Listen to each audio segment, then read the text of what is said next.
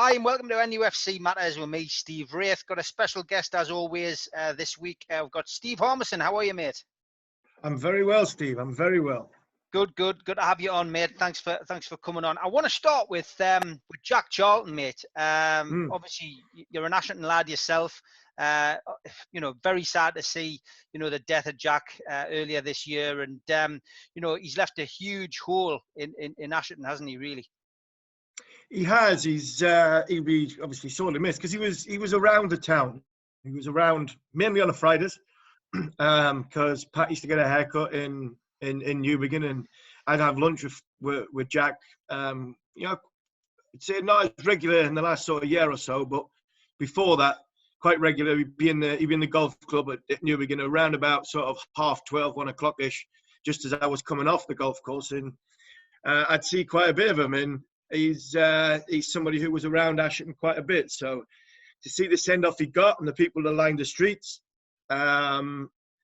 was something you can expect because of what Jack meant to the people of Ashington. And if it hadn't been for the sort of coronavirus and the partial lockdown, I think you would have the whole of Ireland over as well because of what Jack meant to the Irish people and what he wasn't just going to be fondly remembered and missed from Ashington, where he was born and bred, but over the Irish Sea there, he was a hero cult figure over there. So he was a fantastic man, somebody I loved spending time with. To me, great company. Some of the stories he would tell, and you'd look at him and think, I wouldn't normally believe this, but it's Jack, and so I do believe it. And he had this sort of this manner about him, which was just beautiful. And a sort of a workman style way, a fantastic way, but lived his life obviously in the spotlight, and he's somebody who will sadly be missed, especially in the golf club on a Friday. Yeah, I mean, I think that was the thing. He was so approachable, wasn't he? Whenever whenever anybody saw him, he always had time for people, and I think that's something that's sometimes missing from current footballers, maybe managers. I know things are a lot different these days to when Jack was playing, but he was such an approachable guy. He would sign anything, would stop and chat, and a trip to the supermarket would probably take him about 3.5, 4 hours. Yeah, he was. It's they say man of the people. He was definitely. He got the people. That was the thing. He wasn't because he was this World Cup popular cult figure who managed Ireland and won the World Cup in '66. He's a popular man because he spent time with people, like you say. He was always approachable and somebody who did like to stop for a chat. And the amount of times Pat's dragged him across the golf club's wooden dance floor as you go out to try and get him away, because he's gone from one end of the bar to the other end of the bar and haven't spoken to him. So he goes and has he puts his coat on and leaves 45 minutes later. That's Jack. But somebody, he's a great character and somebody that the younger generation, because we haven't seen success like what we did in 1966. We haven't seen really any international success in this sort of modern time.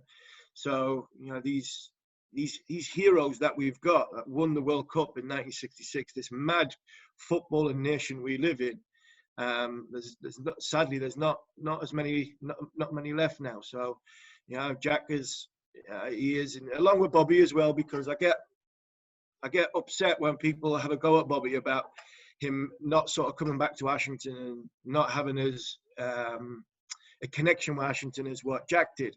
Bobby did, man, and I know this for a fact because people at Ashington Football Club told us that when Ashington were really struggling, Bobby agreed to do a talk in, which he did, and he basically kept the lights on at Ashington Football Club. He said a team from Manchester United that revenue kept the football club going. But he left at 15 and went and signed for one of the best clubs in the world in Manchester United and had great success, won the World Cup, European Championship. This guy was the best player in the world at the time when Pelé was around.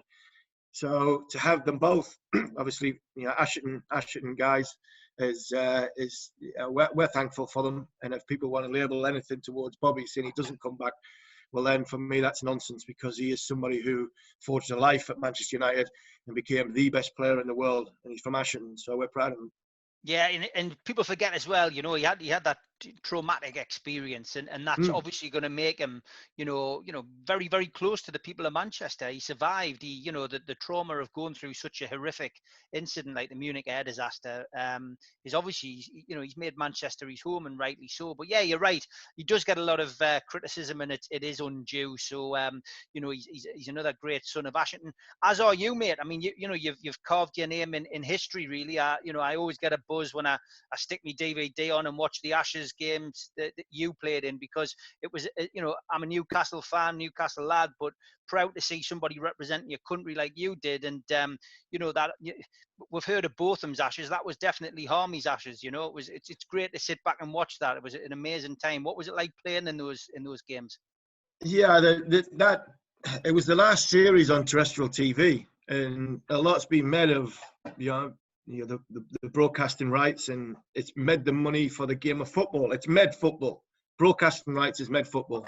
A lot of people think football didn't exist before 1992. It did, but it was just a different form because of what the riches now has brought in by your overseas broadcasters, your current Sky broadcasting, and all the broadcasting deal that came in. So for that to be the last game, the last series on terrestrial TV, what a series it was.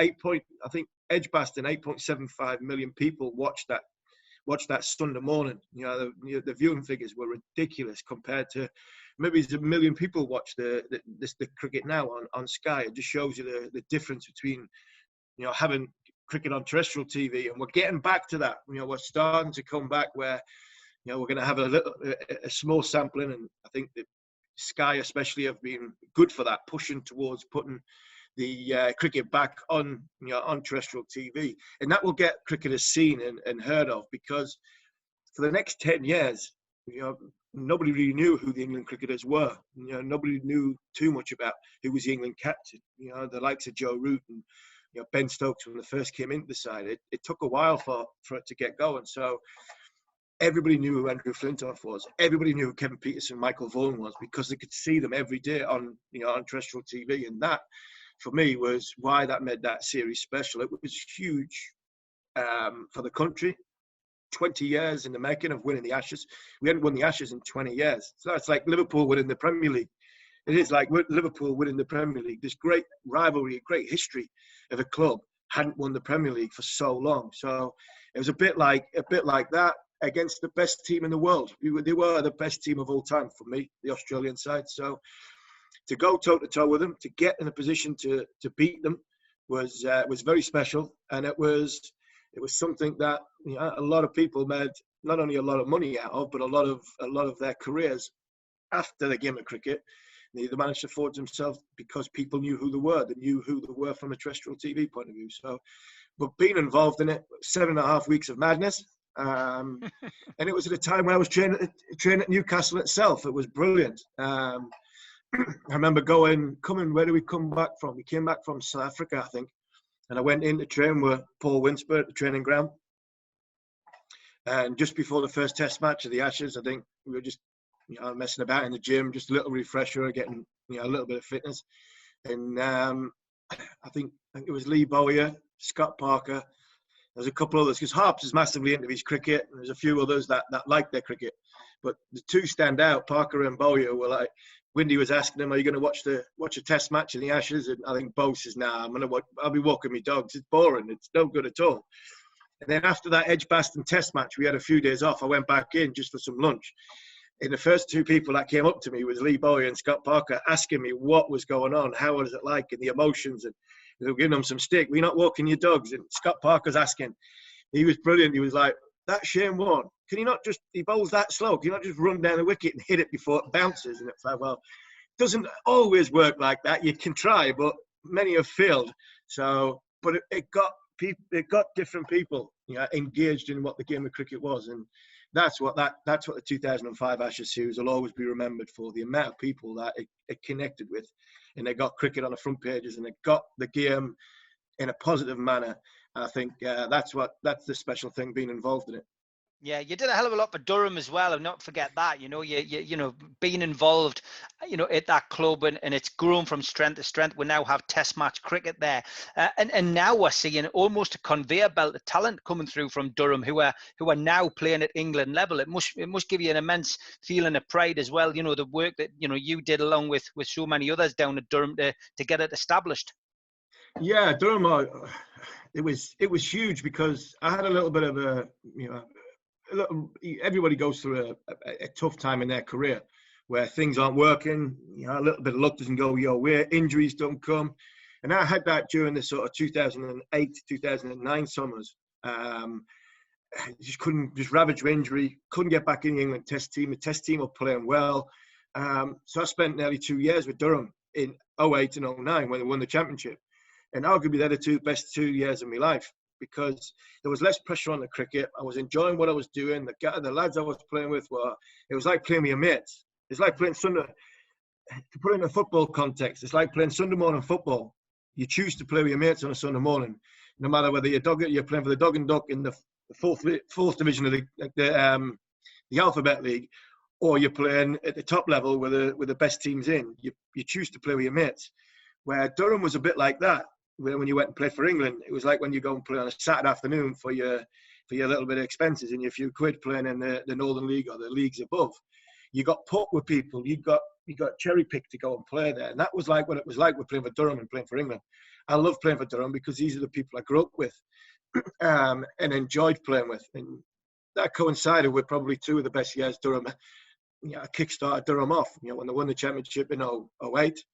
And then we won the championship with 4 games to go in 09, and a lot down to Jeff Cook, who excuse me. Jeff was amazing man, great character, coach wise, phenomenal coach. Seeing kids from 11, 12, 13, and elevating them into a position to make them a start in their careers, and it's up to the individual if they want to take that chance or if they get the luck to go on and kick on in their careers. So, Jeff has been that ground, the Durham cricket ground. I know it's named after the Emirates, and it's the money and everything that comes with the riches of getting a few quid off a sponsorship. But that ground at Durham should be named the Jeff Cook Stadium. It should be. He's amazing what he did for that cricket club and what he did for me and many, many others. And you're right, the conveyor belt, you see them now. Wood and Stokes is in the Test team. You've got Brandon Carse, who could potentially play one-day cricket this summer, but the ones before that, the likes of Mustard and Plunkett, Collingwood, there was two trailblazers that went off, and then it probably set the benchmark for other young players coming through to say, well, we've got these two in the Test team, on the international team. Do you want to join them? And this is how the pathway to join them. And for about 5 or 6 years, between that 2006 period and 2010-11, I thought Durham were arguably the best team in the country, and that was largely down to the way it was moulded and Jeff Cook and northeast-based roots, because a lot of the players came from the northeast. There wasn't many from actual Durham itself, but Mustard from Washington. You had Collier, Shotley Bridge, Consett area. Small mining town and communities. There was somebody drafted out of there, plucked into the first class arena, and then subsequently made their international debuts, and that was largely down to Jeff Cook. Fantastic. Yeah, big credit to Jeff. We sit next to each other or close to each other at St James's Park. You're a big Newcastle United fan like myself. What was your first game, Steve? Can you remember? I think my first game I went with me, and my dad took us because my dad's uncle, Uncle Tom, lived in London for a few years. He's been there for nearly 50 years now. But I think him and the two lads came up, and they were big Millwall fans. And I remember going to the Millwall game. I think it was about 84, maybe it's 84. The only person that'll be able to concrete remember this is John Anderson, because John Anderson didn't score many goals for Newcastle, but he scored that day, an absolute worldie in the top corner. I remember him hitting this thing, went straight in the top corner. I think it was about 1984, 85, something like that. Mm-hmm. And I remember being at the Bournemouth game that got fogged off at half time. when Harry Redknapp was manager of Bournemouth. I think it was the FA Cup game. I was there, yeah. Little paddocks down there for that one. So little ones like that, I do remember fondly. I remember being I think one of Quinny's games, early games, when he scored 3 or he got 4 against Leeds. On his debut against Leeds, yeah. The first game, yeah. So I remember just little things like that because I wasn't very old. And then we used to go quite regular when I was part of like the School of Excellence group with Peter Kirkley and Stan Nixon, and then JC, John Carver, after that, when he became in charge of the sort of youth setup, where you'd get whatever tickets were left over, you would get 2 or 3 tickets for the little Milburn paddocks, and you go and watch games in there. So that was my first initial games. Yeah, the experience love with Newcastle United. To be fair, it was that's what made me. People say I do a lot of work on obviously Talk Sport, and this subject comes up. Are you born into your football team, or do you choose your football team? I always argue I think you're born into it, because from a family point of view, it's more often than not it's who your dad supported or the area of supporters. And we live in quite a tribal area up in Ashington, but there are big Sunderland pockets up here. But mainly it's Newcastle, and the black and white was always the first strip I got at Christmas, and was always the one that I supported and followed. And I'd like to think, because of my connections with it and training there for 6 or 7 years, I like to think I represented it quite well around the world as another sporting ambassador. That FA Cup game that you talked about, Bournemouth, it's one I've often talked about with me and my dad went to that game. We were in the paddocks, the old Milburn paddocks, and the game should never have kicked off, if I remember rightly. And it was the first and last time I've ever experienced a game where the law of the game was you had to be able to see the linesman on the opposite side of the pitch and see his flag. And if you could see his flag, the game would kick off. But I mean, it was ridiculous. You just couldn't. It was, see yeah. We were the same. We were saying we were in the paddock, and because I was so small, you were looking, and the pitch, and people would know the pitch at St James's Park, it's got a little bit of a bevel on, so you can't. So if you're at sort of eye level, grass level, you can't see the other side. You can't see the linesman's feet on the other side. So because I was so small and we were in the paddock, we could actually see right across the pitch. So it's like a little hill in the middle of it. So all we could see was just this little bit of green grass in the middle, and you couldn't see anything else. Everything else was just a fog. That was crazy. And the game, the directors knew as well that if you could play it till half time, you didn't have to give a refund. And there was hell on. They played 45 minutes. Then they abandoned the game. And I think they got something like 8,500 or 9,000 there for the game, the replay. But there was I remember this hell on afterwards. Eventually, they did say people could go back, who had certain tickets, but it was crazy. Typical Newcastle United, of course. So who was your favourite player? Who was your first hero, Steve? I think he's probably still the same one. It's probably Peter. Yeah, Beardsley. Peter Beardsley. I always say my three favourite players in the sort of, you'd say in reverse order of all time playing for Newcastle and watching in my lifetime. Because I got asked the other day at Talk Sport to pick, because they're doing a walk on. Yeah. Did a walk on for the photos thing, and I had to pick my best 11 that I'd seen play for Newcastle. And I couldn't pick Gaza because I never really seen Paul play. I never really, I had to admit, I'd never really seen Paul play for Newcastle. Yeah. But I think probably Peter was somebody who stood out. And that sounds stupid because Peter came before Gaza. But I used to watch, obviously my dad played football on a Saturday, so I never got to the games as much when Paul was playing, when that sort of late 80s period. But I think my third favourite player of all time is Peter Beardsley. $1.5 million we got him back, and you can't say he kept Newcastle in the Premier League because Newcastle finished third in the Premier League, but his experience and his education he helped give to Andy Cole get 41 goals the first year back into the Premier League. That was a long way. That's unheard of now.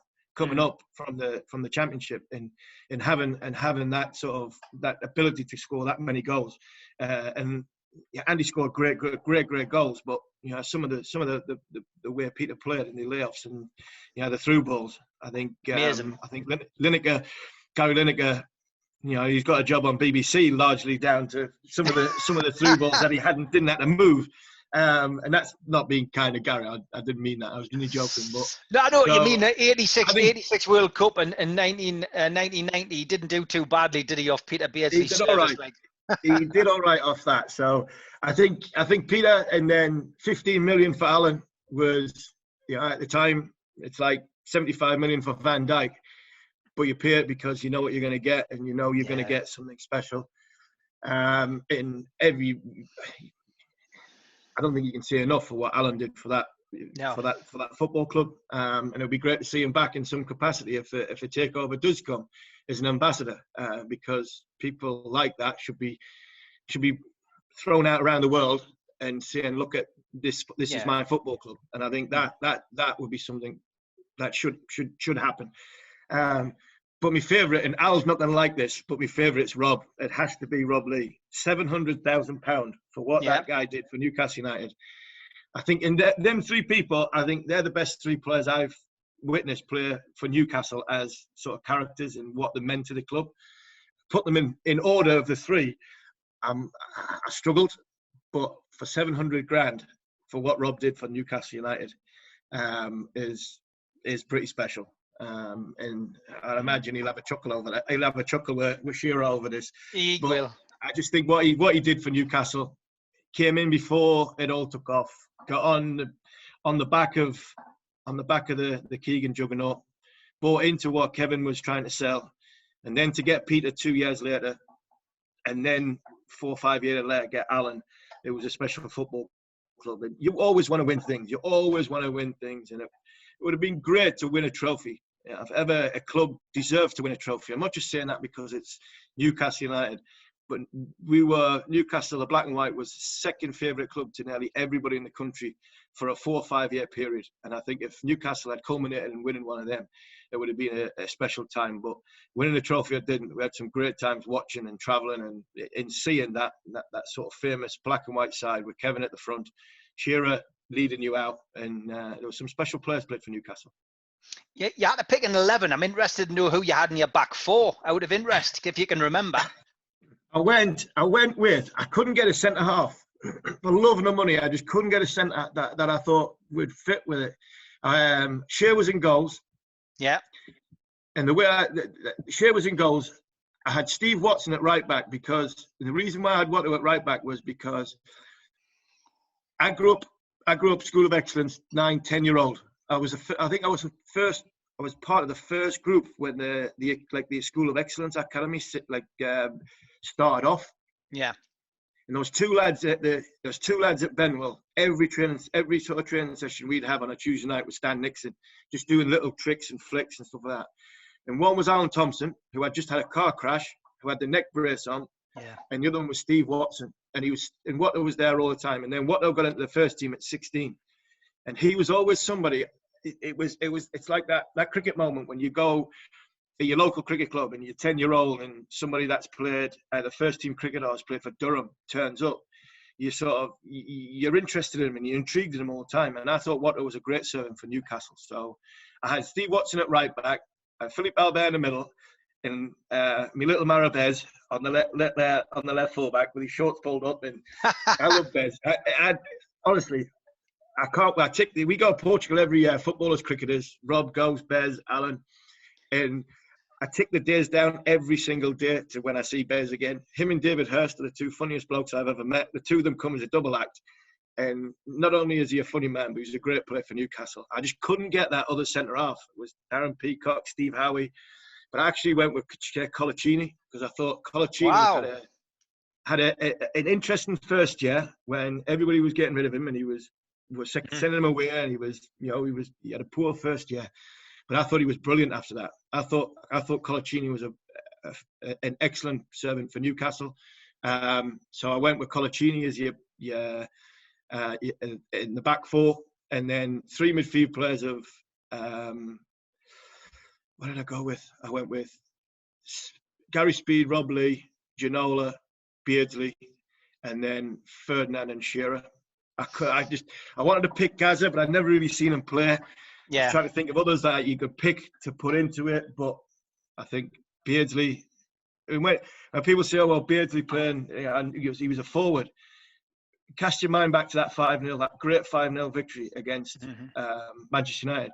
Peter Beardsley played centre midfield with David Batty. Rob Lee played more towards the right, but Peter played in the centre midfield, and that just shows you how good a player he was. You know, he was up against. I don't think Keane was playing. I think Nicky Butt was playing, wasn't he? Yeah. That famous when David Batty grabbed him.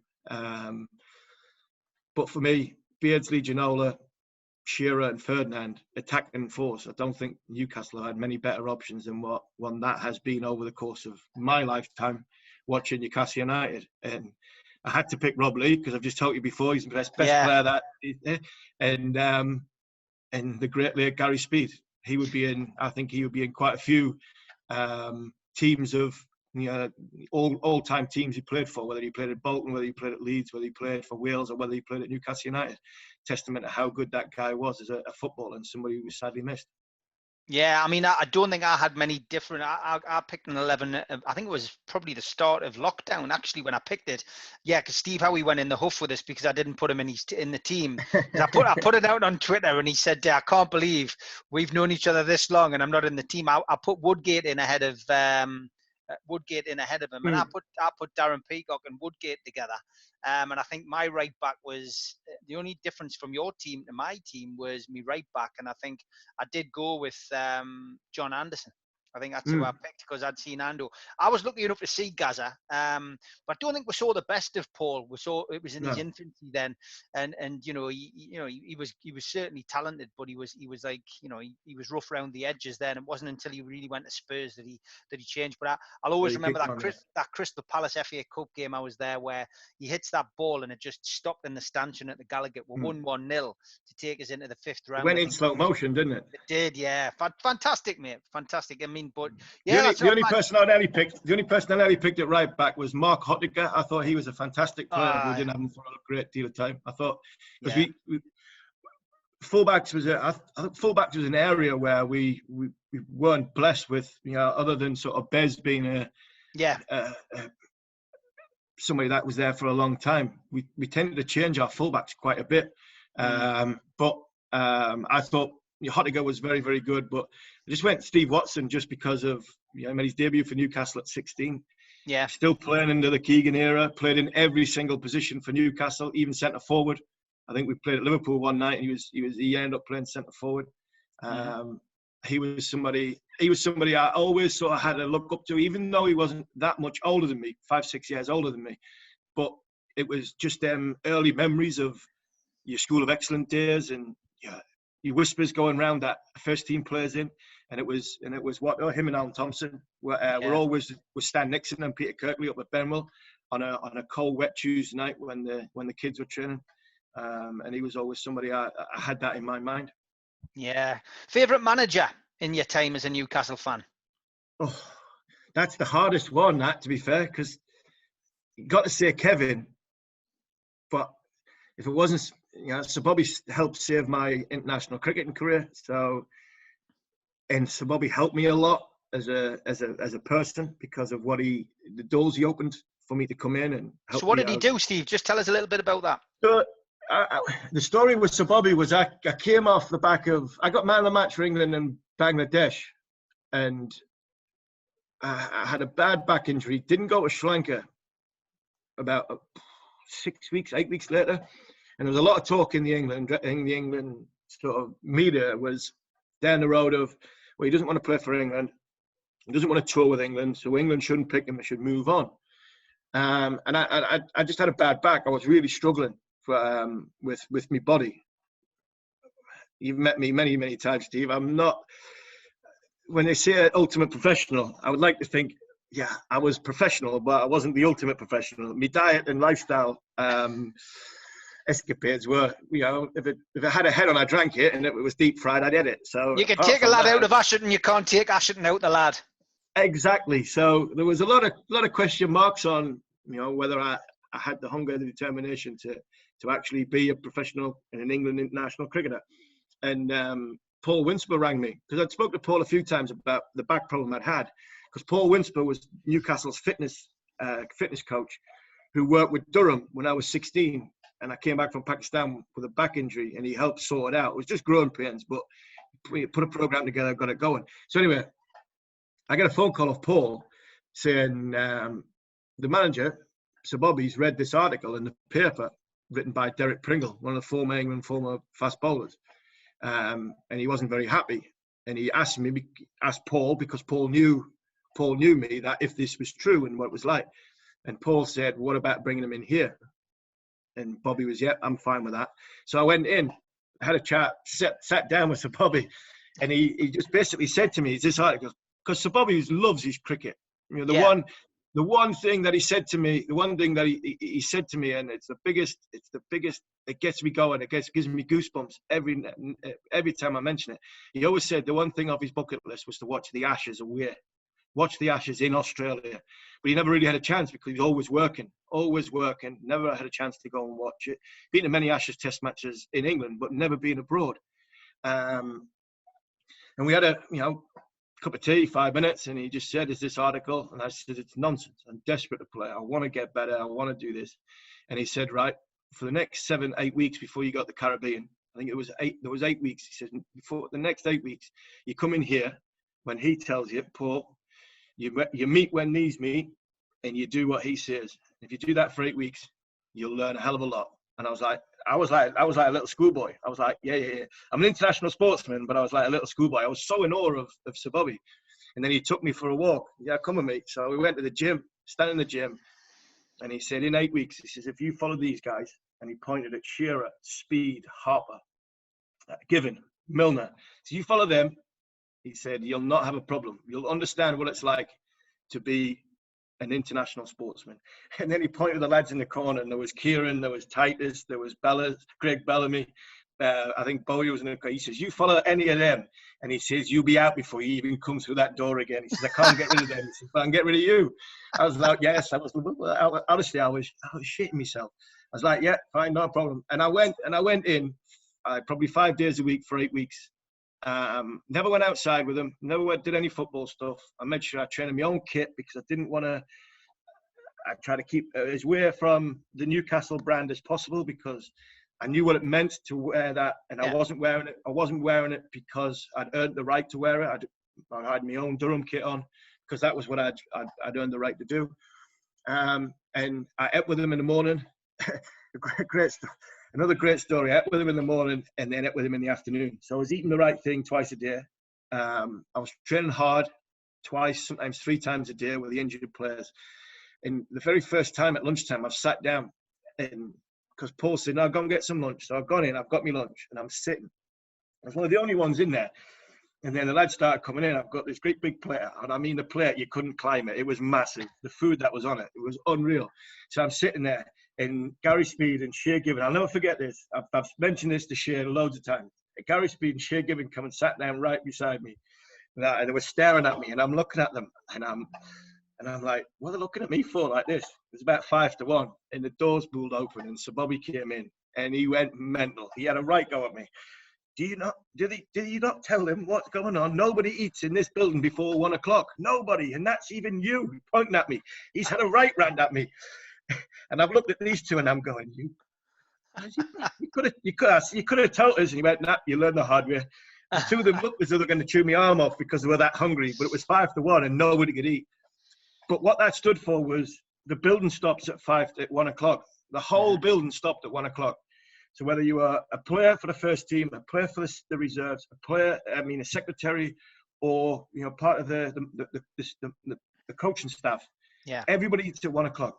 And that was something I took away and thought, this man is amazing. He makes sure that it's the club. And when you look back at that group, because I've got fond memories of seeing what happened from within, there was a strong bond in that group. There was a very, very strong bond. Led by Shearer. He was the man in charge because he was a captain. Had some fantastic senior players. Had some good, exciting young players. But there was a lot of respect, not only for what the club stood for, but also for the manager. And that, for me, was something I seen every single day, and I loved it. And I took a lot of that way to England. It made me, 8 weeks later, I got on a plane to the West Indies. Question mark whether I'm going to be playing or not. And the rest is history, as I say. Jamaica, we won. We were 3-0 up after 3 test matches. And it set that helped set the concrete foundation for the Ashes in 2005. And for that reason, I think, to answer your question, and along with, I think, as much as I love Kevin and what Kevin brought to Newcastle United, I think my favourite was Sir Bobby, because what he gave me as a person and the confidence he gave us about my own body to then go and perform was something I think he gave every single person that represented England football, every single person that represented Barcelona, PSV Eindhoven, Porto, Newcastle. I got a sample size dealing with him for short periods of time, and I'd run through a brick wall for him, and I wasn't even contracted to him. And that, for me, he helped me so much in that respect. And they sent the shirt when I got 7 for 12. And the thing I love about the shirt, because you get these shirts framed. You get the shirts framed, and I'll show you in a second. It's up on the wall. Yeah. You get the shirts framed, and you have to roll the sleeve in and to make it go. But he signed it right at the very bottom, and his signature is it's so easy to see. You see a lot of signatures and just scribbles. But the 7 for 12 shirt's got unique Harmy, Bobby Robson on. I'll show you it. I'll get up. Yeah, go on. Yeah. Get up to show you it. Go for it. Yeah, fantastic. Yeah, I can see it. That's brilliant, mate. Superb. That's what he means to me. Yeah. And when I had me sort of testimonial benefit the only charity I wanted to really support was the Sir Bobby Robson Foundation, because he didn't do that. I did my career, but I was largely helped by a lot of people, and Sir Bobby was definitely one of them. And he was even at the end when he finished his Newcastle days, and he would be at John Banks's the box at Durham upstairs. Yeah. He used to track my sleeping patterns, because after a long day in the field, I just want to down at the physio's room, a couple of pillows, and have a bit of sleep while the lads are batting. But as I go downstairs, I'd see the big Rolls Royce in the car park, and I'd have to go back upstairs for a cup of tea, because whenever he was in the building, I felt so disrespectful. I didn't go and see him. So every time he was in the building, I had to go and see him because of what he meant to us. And he loved his cricket. Don't underestimate how much he loved his cricket. And he's a lovely, lovely man, and somebody who would help and have time for anybody. A bit like where we started the conversation on Jack Charlton. Yeah. So for that, I think it would have to be Sir Bobby Robson. Great answer, mate, and thanks for taking your time to give such an in-depth answer. I'm sure everybody will really appreciate hearing those stories and a little bit of insight into life under Sir Bobby. Obviously, you went into football management yourself. You've said you started off as a footballer, moved into cricket eventually. But from your perspective, to go in and manage a team, what was that like? Your hometown, Ashington. I enjoyed it. It was great. I had good fun. I just got some good lads around us, and try to help people who wanted to play. I find non-league football brilliant. I love non-league football more than any other having the football. Whether you're watching Champions League, you get offer me international football, Champions League, Premiership football. I love non-league football more than that, because a lot of these lads largely want to play. And they're desperate to play. They work 40 hours a week to go and play on a Saturday, turn up on a Tuesday and Thursday to train. And I felt, and I knew that before I took it on. But I thought, if that's what these lads are going to do and they want to do, then I'm going to try and help them as much as I possibly can. You don't get everything right. I was a novice at it. I enjoyed doing it. I'd do it again. It was something that it fell nicely in my sort of my timeline of where I was in my life and my career. Ashington were close to something special. I thought for 3 or 4 years, the previous manager, Gary Middleton, who's a good friend of mine, he had a team for about 4 or 5 years who were nearly there. And I thought, I always thought Ashington were going to kick on and we're going to go on to sort of bigger and better things, win the Vars. They had everything about it.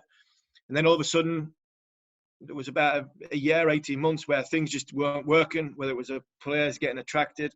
The financial resources of our club were getting superseded by a lot of other clubs. So the pool of players were getting more a dogfight to get. And then all of a sudden, Gary walks away, and I just thought it would be a good time. I thought it would be a good time to sort of go in and have something that I was always intrigued in doing, because even during playing cricket, I trained. I was still training with whoever my brother was playing football for. James was playing football for. So I trained at No Shields. I'd be training with Belton. I'd be training with Ashington. I just couldn't play on a Saturday. So I knew what the non-league dressing room scene was. I knew what it was about. I knew how things were going. And I just worked to the theory that I was going to try and help the club as much as I possibly could. They got the stand up and running, and then it was a little bit of politics why it left. I was still a bit disappointed on how I left and why I left, but at the end of the day, it was a decision which I thought it had to be done, because I seen the club going in the wrong direction, and no fault to the chairman who was in charge at the time, but his personal life was getting bigger and better. His personal life had gone from, an MP for, a local MP, to the chairman of the Labour Party. Now you've got that on your plate, and the general elections going on. You ain't bothered about Ashington Football Club, or it's not as much as you say you are. It's not going to happen. And then Arch got involved, and once Arch got involved, it wasn't the club that I'd really wanted to manage. It wasn't what I'd signed up for, and from there, I just felt as though there was a lot of question marks, and I thought it was better off I wasn't involved, because I didn't want to be tarnished with the brush that was there. And I didn't want to say I told you so, but 15 months later, the club nearly went out of business. And I look at it now. I was up at the weekend. I look at it now.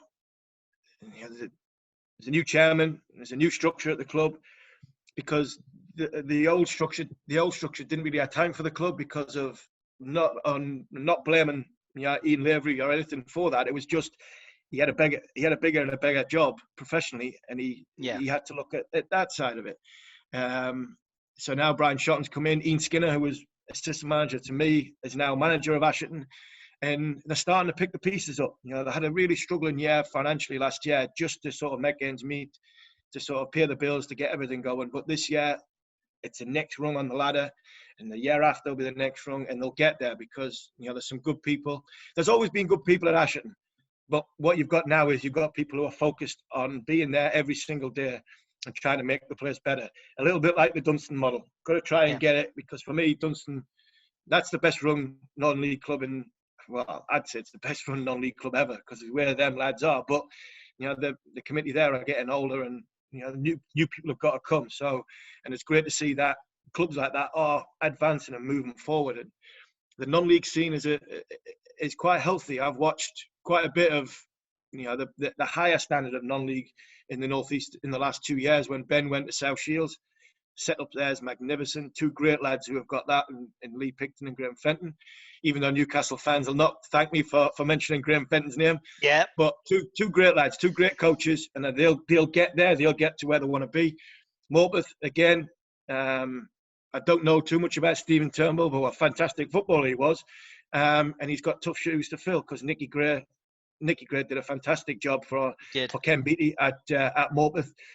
And I would have been intrigued to see where Swaz would have ended, where Dunstan would have ended up with all them games they had in hand at the back end of the season. So it'll be nice if Dunstan can get in there as well, because like I said before, that's the best run non-league club I've ever seen. And I think if any non-league clubs want to look at a model, then Dunstan's is definitely the one. So they're the clubs I've been sort of keeping an eye on and watching. I'd love to go back in it somewhere, but my life doesn't fit at this minute in time of what I'm doing professionally. And I still see and speak to some of the old players, and if they ever want any advice, they always get on a phone. And I loved it. I had some great times there. And it's something that it's a chapter that might resurface. But if it doesn't, I'll still keep going watching Ashington as much as I possibly can, and pay me £6 because the club needs the money. And non-league clubs at the minute are probably the most attractive thing to watch, because the question mark over Newcastle, massive question mark over Sunderland.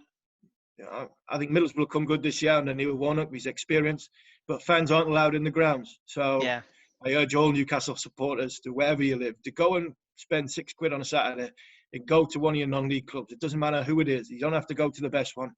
Just give your local non-league club your £6, because them £6 mean a lot to try and keep these clubs afloat, especially in this time. So that's why I love non-league football. Yeah, me too, mate. Me too. Well, you touched on the dreaded T word a little bit earlier there. Newcastle United takeover. We've got to talk about it. I mean, it couldn't have come at a worse time, really, with people locked down and essentially people losing loved ones, people losing their jobs. It's been a horrific year so far.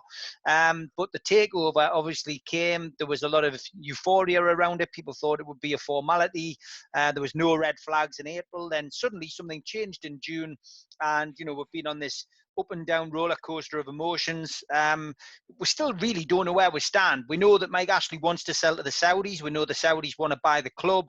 The sticking point seems to be Richard Masters in the Premier League. And until they can manoeuvre their way around whatever the obstacle is, we're at a bit of a stalemate. But what's been your take on it, Steve?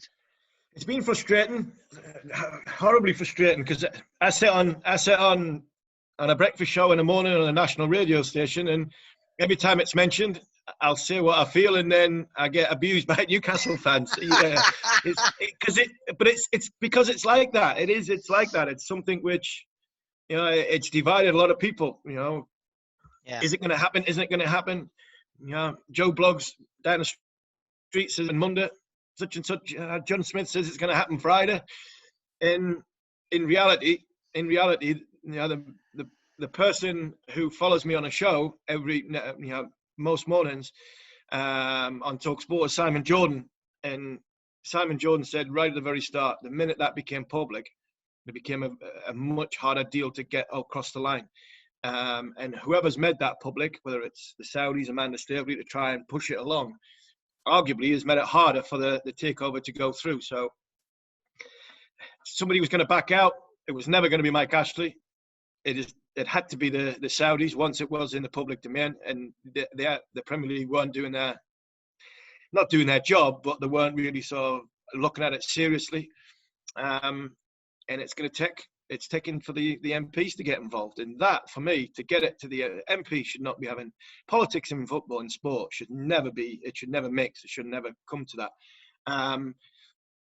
But unfortunately for the Newcastle fans, I actually think the politicians are Newcastle's next hope.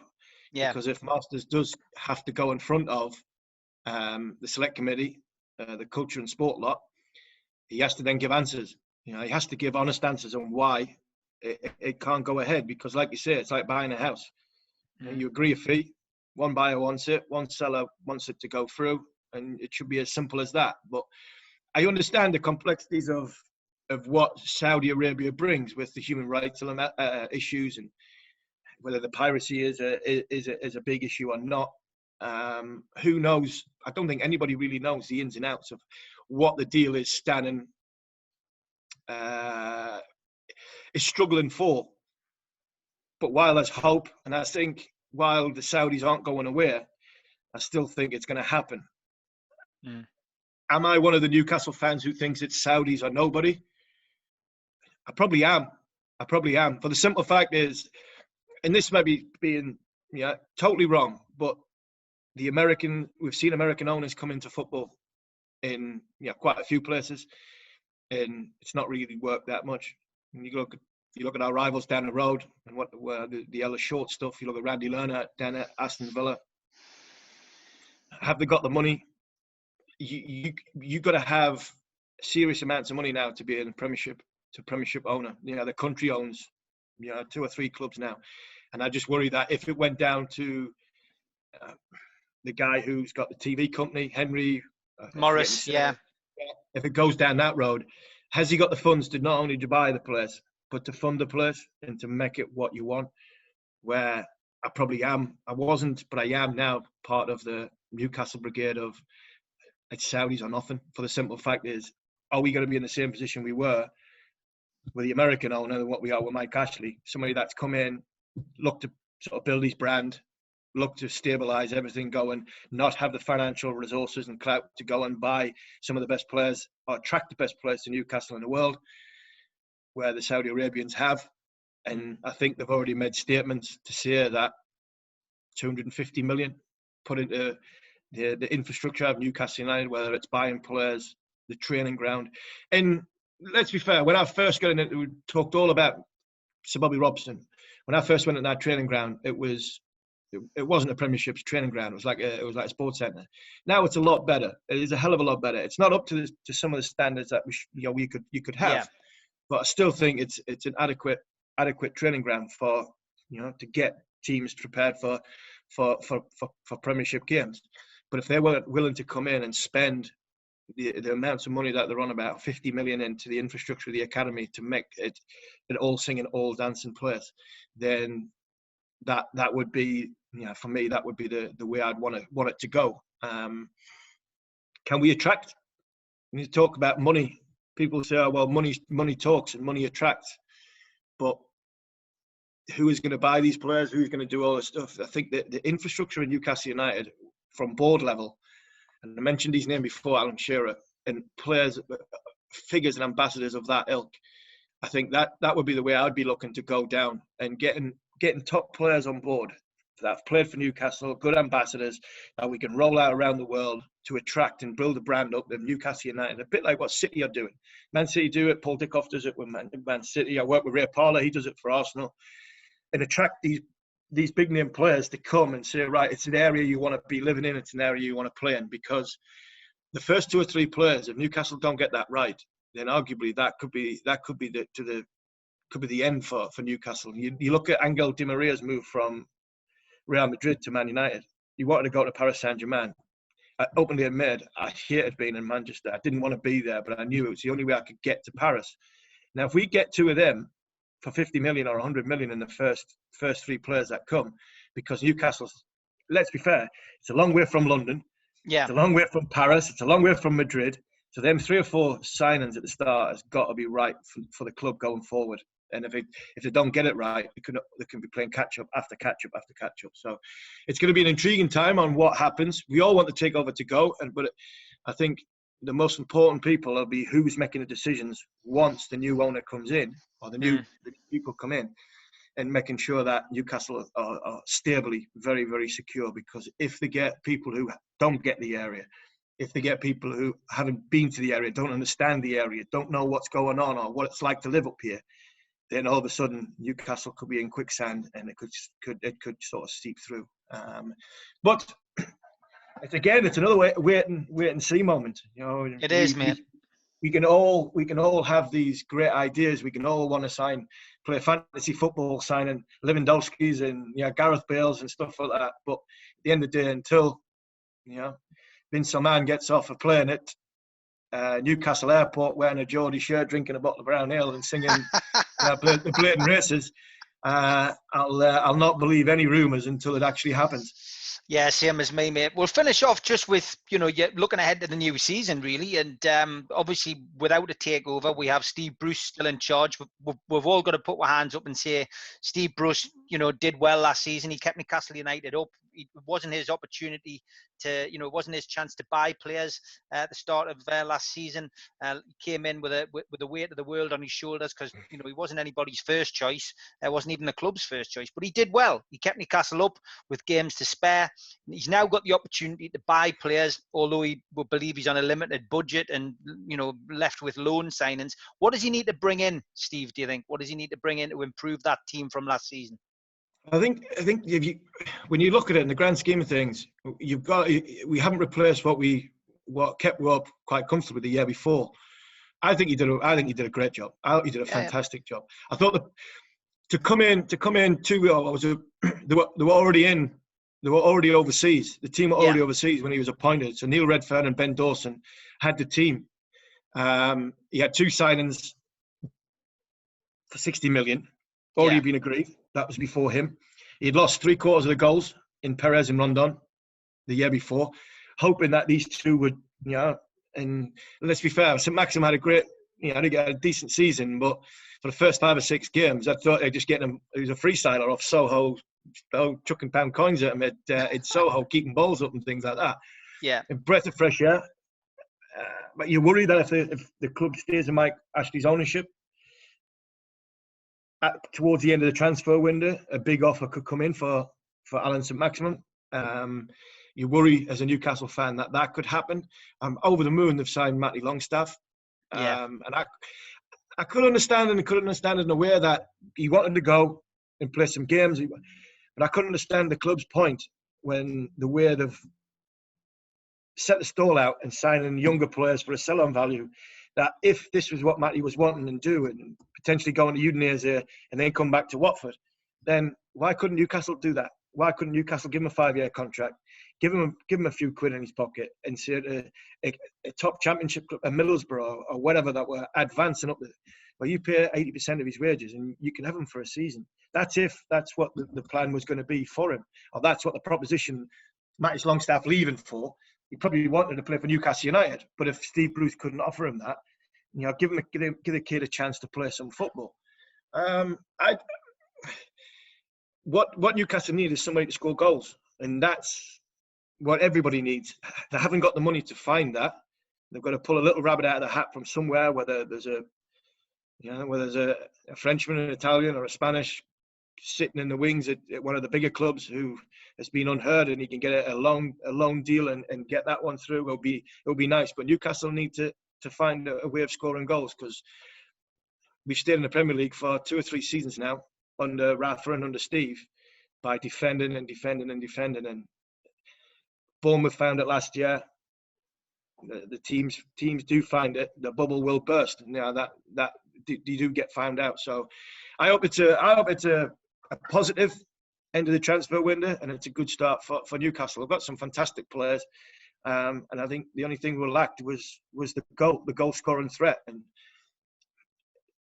not Joe Linton's fault. Newcastle paid 40 million quid for him. It's not his fault.